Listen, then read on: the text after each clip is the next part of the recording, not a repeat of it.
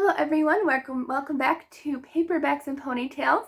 I'm Katie, and this week we are going to talk about the best and the worst books of 2021, so stay tuned.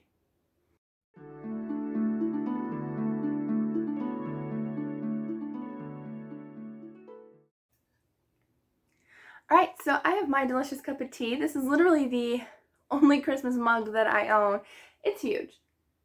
It's literally the size of my face, and it's heavy, but it matches my adorable top that I have on today.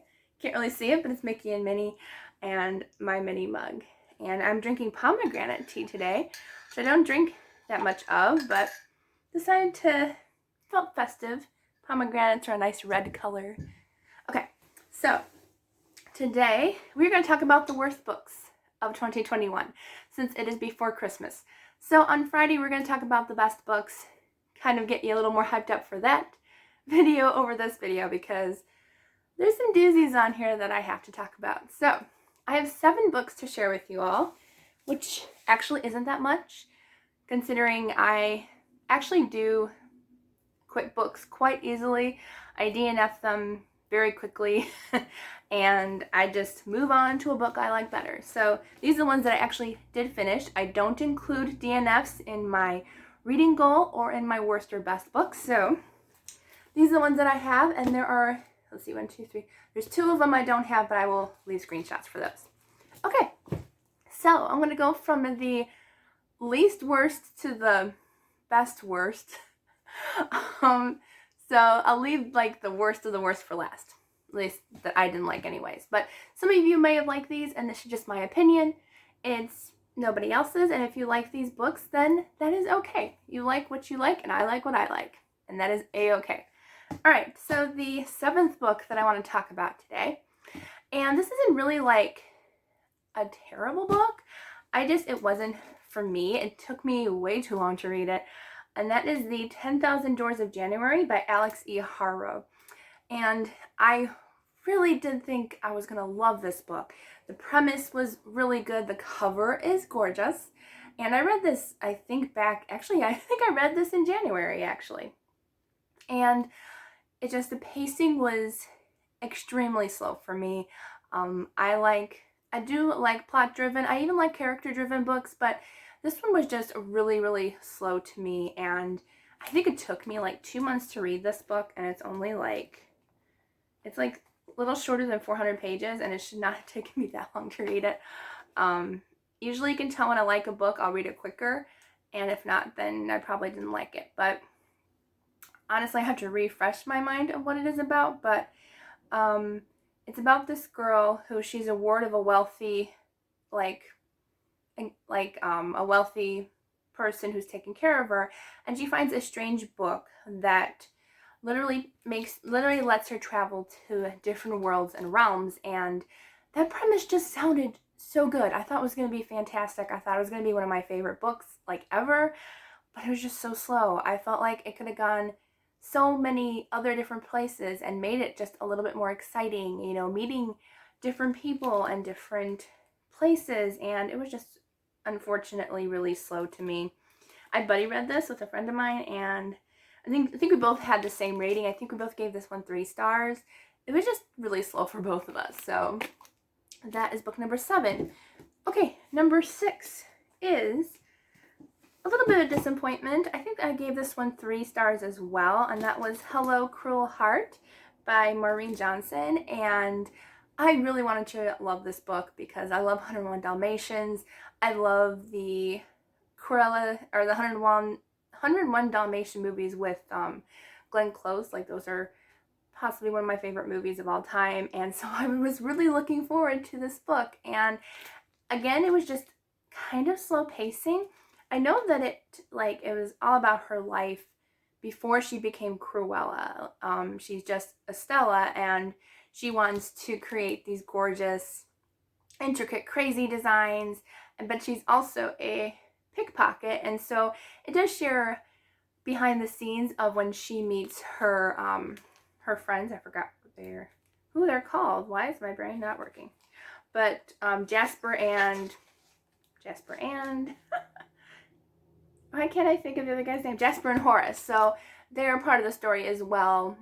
They're not as goofy as in the movies, which would have been probably a great part if they made them a little bit more goofy, like the movies. But yeah, so it just kind of fell flat for me.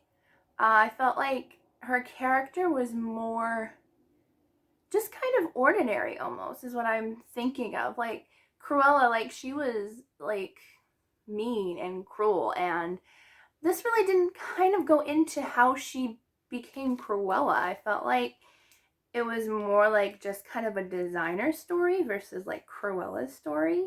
Like I kind of wanted it to be more along the lines of like really digging into why she became Cruella and why she hated dogs so much, like, or well, not really hated dogs, but wanted to use them for her fashions, and it never really got into that. Maybe there'll be a second book, I don't know. But yeah, so that one was 3 stars. It was okay. And the cover is gorgeous, like probably one of my favorite covers of the year. All right, so book number 5, let's see, is, and this one I read in the beginning of the year too, so sometimes I can't remember too much about them. But this next one is The Door That Led to Where by Sally Gardner. And this is a library copy. I already got rid of my own copy.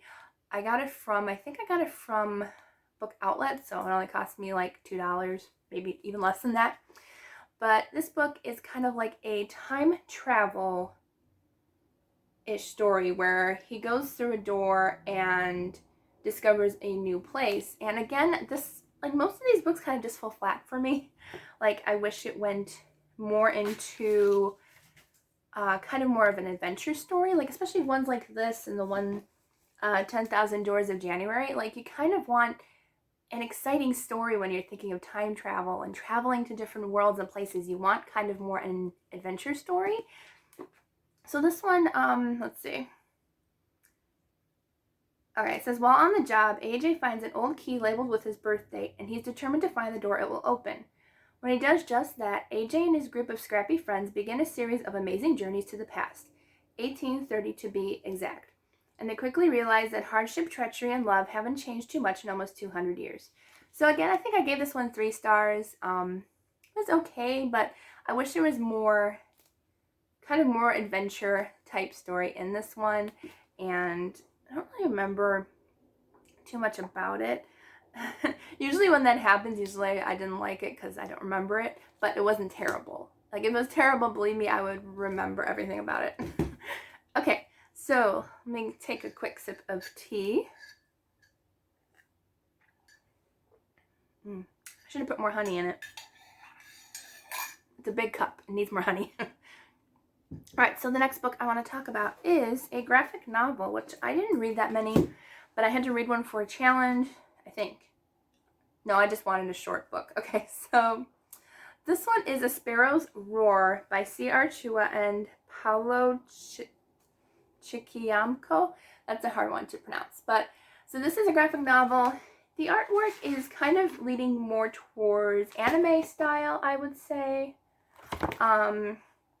But this one, I think I remember it was actually quite violent, actually, I think, from what I'm kind of remembering.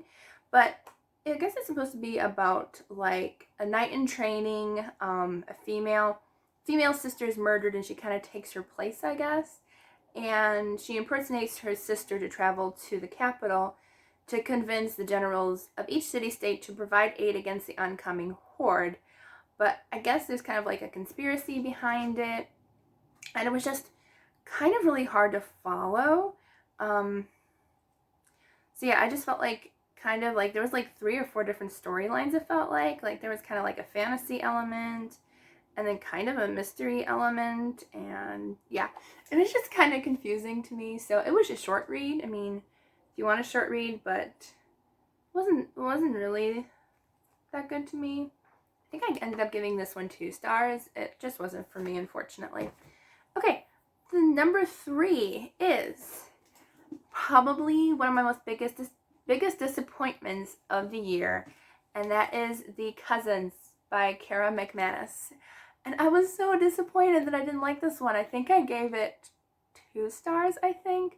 2 or 3 stars. But going into this, I thought it was going to be like a thriller, twists and turns. It did have one or two twists here and there, but for the most part, this was not a thriller.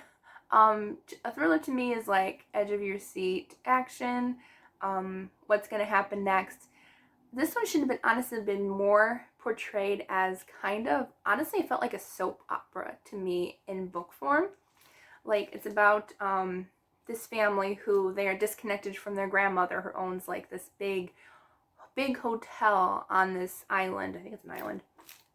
But she's rich, and so she disinherited the parents of these grandchildren for some reason, and they don't know what the reason was, but all of a sudden they get a letter saying the grandmother wants them to come to the island. So just the grandchildren, not the parents. So the grandchildren go, and they meet up. I think it's for the first time they meet each other. But yeah, so it almost hit myself in the face. So it kind of read more like a family drama, soap opera style. So definitely more soap opera, because there was a little bit of like deception going on and stuff. It was okay, but I do want to try more books from her. This one just wasn't for me. I had a buddy read it though with a book group, so I did finish it. And right, now we're getting to the top 2 of the worst books, which I thought I had that one, but I guess I didn't. Okay, so I don't have copies of these 2 books. I tried to get them from the library, but unfortunately I didn't get a chance to get them. So book number 2 of my worst is A Bedtime Return by Richard Matheson. And this one was such a disappointment. This book, there's a movie called Somewhere in Time, and it is one of my top 3 favorite movies of all time. I'm a huge movie buff, and this will always be one of my favorite movies. But the book, I feel so bad, and I want to love it so much, but like the first half of the book and the second half of the book, like they almost read like 2 different writers wrote them. It's very weird. Like the first half of the book, the writing style is honestly really bad. I didn't like the writing style. I didn't like the character of Richard. And yeah, it's weird. But I can tell you about it. Watch the movie if you've never watched the movie. It is far better than the book. But it's about this man who, he's kind of tired of city life, and he is a playwright. So he goes to this hotel, the Grand Hotel, and he decides to stay there and just take a vacation, take a break, relax. Well, one day he sees a picture of a beautiful woman, and he thinks, I have to meet this woman. I'm already in love with her from her portrait. So what he doesn't realize is that she lives in the early 1900s, and he lives in, I believe, 1960s, 1970s, around that time. But he ends up traveling back in time and meeting her, and it's all about their meet and everything that happens within a couple of days.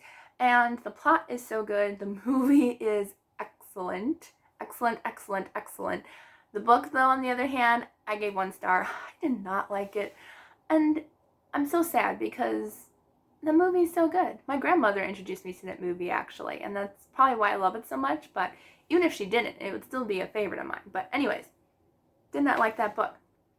Okay, now on to, like, it was kind of a toss-up between 1 and 2, which one was the worst. But so the worst of the worst for me, unfortunately, is Prince Charming by Rachel Hawkins. And I gave this book 1 star. I probably honestly should have DNF'd it. I did not like it. I did not like it enough to say that I probably won't be trying another book by this author. Sometimes I give an author a second chance, but I just did not like this book. The characters were really unlikable. I didn't like any of the characters. The writing wasn't that great either, but yeah, it just wasn't that great. So, I honestly don't even remember what this was about. I know that it's about this girl, and she meets up with all of these kind of like, there's a prince and all his like kind of wealthy family and wealthy friends, and it's kind of almost like reading Gossip Girl kind of style, even though I never read or watched Gossip Girl, but it felt kind of like that you know, like, I don't know, it was weird. I don't know. Yeah. So that was the worst book, and I don't even know what to say about it because I honestly don't remember too much about it, but I do remember that I did not like the characters. I did not like the plot. Yeah. You can look it up for yourselves if you want to, but that was my worst book of 2021 was Prince Charming. It just wasn't for me. I'm not gonna try the second book in the series. Yeah. So, if you liked it, I mean, that's your opinion, and I don't care. I don't care. You like what you like. I like what I like. You know, some books you like, some books I don't like. So, and that is a-okay. So, look forward to having the best books, which I have more to say about than these ones, because usually when I don't like a book, I tend to just erase the memory. So yeah, so those were some of the books that I didn't like in 2021. Definitely had a lot more books that I didn't finish, but hey, these are the ones, and yeah. So I hope you enjoyed this video. I'm sorry I didn't really talk too much about that last book. I probably wouldn't have if I had an actual copy with me, but I hope you enjoyed this video. Please stay tuned for Friday for the best books in 2021. And then I will be talking about, I'm going to have a Christmas vlog, probably going up either Sunday or Monday, so stay tuned for that. And then I'm going to have a bunch of journaling videos for my book journal coming up next week, which I'm super excited about. So I hope you all have a wonderful Christmas, and I will see you all in the next video.